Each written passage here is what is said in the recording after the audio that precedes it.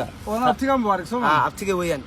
نكون ابتي اشيغتي وهي ابتي magacaaga saddexan sheeg حسين احمد عبد علي oo ku magac dheer ku magac dheer Xuseen Mandela aye sida marka gabayga noloshan ka tiriyay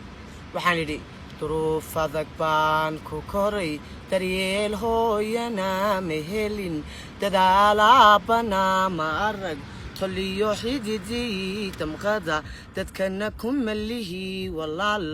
waxaanu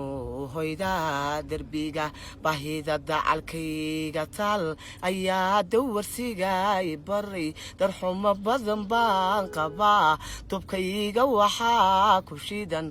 dabku waayuhu isuray hal doora mar baan lahaa damiir tagan baan lahaa inaan dadka caawiyon digitoor noqdo waan jeclaa waxse la dakaamaya dantiga waayahay xidhay duliga nolosheen ku jiro daadaydu markay tagaan dugusiga iyagoo qurxoon ayaan qudha deeq ma helin farxadda wan kala dinaa waxaan gishadaa dirays maryaha duugin qubtan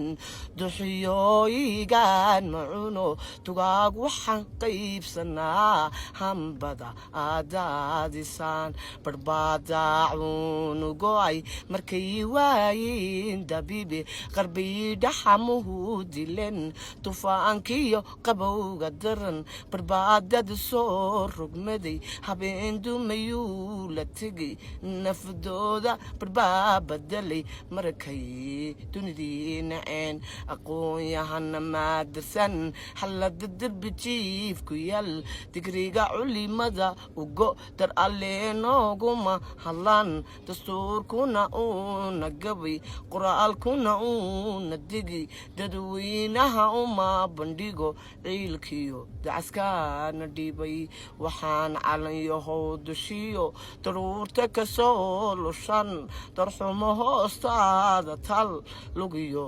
darandoorku maray